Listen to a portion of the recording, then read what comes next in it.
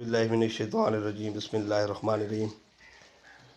आज भी मैं एक ऐसे घर 'ਚ आया ਤੇ ਮੈਨੂੰ ਪਤਾ ਚੱਲਿਆ ਕਿ ਇੱਕ ਭਾਈ ਜਿਨ੍ਹਾਂ ਦਾ ਨਾਂ ਰੱਬ ਨਿਵਾਜ਼ ਹੈ ਤੇ ਉਹ बेचारे ਅੱਖਾਂ ਤੋਂ ਮਾਜ਼ੂਰ ਨੇ ਜੀ ਤੇ ਨਜ਼ਰ ਉਹਨਾਂ ਦੀ ਬਿਲਕੁਲ ख़त्म ਹੋ ਗਈ ਹੈ ਤੇ ਉਹਨਾਂ ਦੇ ਇੱਕ ਭਾਈ ਨੇ ਉਹਨਾਂ ਦੀ ਵੀ ਨਜ਼ਰ ख़त्म ਹੈ ਤੇ ਉਹਨਾਂ ਦੀਆਂ 4 ਭਤੀਜੀਆਂ ਨੇ। ਆਪਣੇ ਦਿਨਾਂ ਦਾ ਬੱਚਾ ਕੋਈ ਨਹੀਂ, ਇਹਨਾਂ ਦੀ ਬੀਵੀ ਇਹਨਾਂ ਨੂੰ ਛੱਡ ਕੇ ਚਲੀ ਗਈ ਤੇ 4 ਭਤੀਜੀਆਂ ਇਹਨਾਂ ਦੀਆਂ ਹਨ ਜੀ।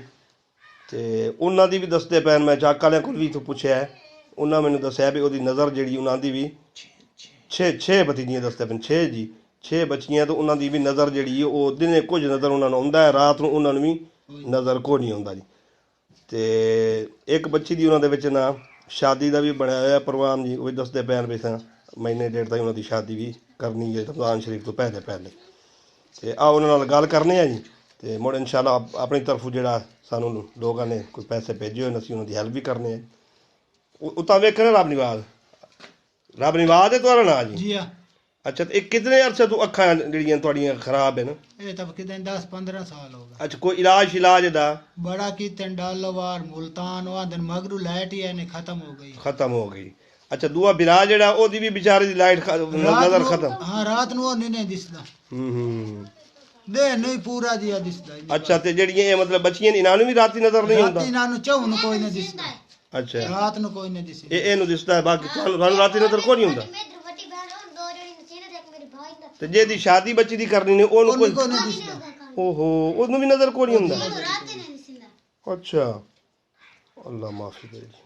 ਅੱਛਾ, ਚਲੋ ਅਸੀਂ ਜਿਹੜਾ ਨਾ ਜੀ ਸਾਡਾ ਮਕਸਦ ਇਹੀ ਹੁੰਦਾ ਜੀ ਵੀ ਜਿੱਥੇ ਕੋਈ ਪਤਾ ਲੱਗੇ ਨਾ ਸਾਨੂੰ ਵੀ ਲੋਕ ਇਸ ਤਰ੍ਹਾਂ ਦੇ ਹੱਕਦਾਰ ਹਨ ਜੀ, ਅਸਾਂ ਆਪਣੇ ਤੌਰ ਤੇ ਮੈਂ ਜਿਹੜਾ ਹੈ ਉਹ ਮਤਲਬ ਜਿੱਥੇ ਥੋੜੀ ਪਹੁੰਚ ਸਕਾਂ। ਖੁਦ ਤਾਂ ਮੈਂ ਇਤਨੀ ਇਮਦਾਦ ਨਹੀਂ ਕਰ ਸਕਦਾ ਕਿਉਂਕਿ ਮੈਂ ਕੋਈ ਏਡਾ ਵੱਡਾ ਜ਼ਿੰਮੇਦਾਰ ਨਹੀਂ ਹਾਂ। ਤੇ ਕੋਸ਼ਿਸ਼ ਇਹੀ ਹੁੰਦੀ ਹੈ ਵੀ ਚਲੋ ਅਗਰ ਤੁਸੀਂ ਮਤਲਬ ਇੱਕ ਬੰਦਾ ਵਸੀਲਾ ਬਣ ਕੇ ਕਿਸੇ ਦੀ ਕੋਈ ਇਮਦਾਦ ਹੋ ਜਾਵੇ ਤੇ ਉਹ ਉਹਦੇ 'ਚ ਅੱਲਾਹ ਪਾਕ ਸਾਥੇ ਰਾਜ਼ੀ ਹੋਵੇ।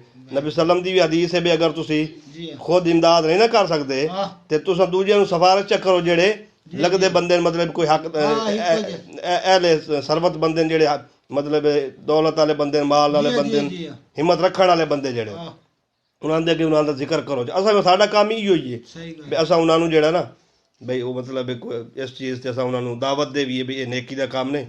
ਤੇ ਬਾਕੀ ਇਹ ਵੀ ਜ਼ਿੰਦਗੀ ਦਾ ਮਕਸਦ ਇਹ ਹੀ ਹੈ ਵੀ ਇਨਸਾਨ ਦੇ ਕੰਮ ਆਉਣਾ ਜੀ, ਬਾਕੀ ਹਰ ਸ਼ੈ ਥਾਂ ਛੱਡ ਜਾਣੀ ਹੈ। ਹਾਂਜੀ, ਅਸੀਂ ਇਨਸ਼ਾਅੱਲਾ ਕੋਸ਼ਿਸ਼ ਕਰਸਾਂ ਜੀ। ਅੱਛਾ, ਸ਼ਾਦੀ ਦੇ ਜਿਹੜੇ ਪੈਸੇ ਈਦ ਤੋਂ ਪਹਿਲੇ ਨਹੀਂ? ਬਸ ਇਹ ਨੇੜੇ ਹੀ ਹੈ, ਮਹੀਨੇ ਤਾਈਂ ਕਰ ਕਿ ਈਦ ਤੋਂ ਬਾਅਦ ਹੋਣੀ ਹੈ? ਸਮਾਨ ਸਿਰਫ ਬਣਾਉਣ ਦੀ ਢੇਲ ਹੈ। ਅੱਛਾ, ਸਾਡੀ ਦੇਰ ਹੈ। ਚਲੋ ਅੱਲਾ ਖੈਰ ਕਰੇ ਜੀ। ਅੱਛਾ, ਮੈਂ ਨਾ ਜੀ ਹੁਣ ਕੋਈ ਥੋੜੀ ਜਿਹੀ ਇਮਦਾਦ ਤੁਹਾਡੇ ਵਾਸਤੇ ਲੈ ਕੇ ਆਇਆ ਜੀ, ਜ਼ਿਆਦਾ ਕੋਈ ਨਹੀਂ। ਤੇ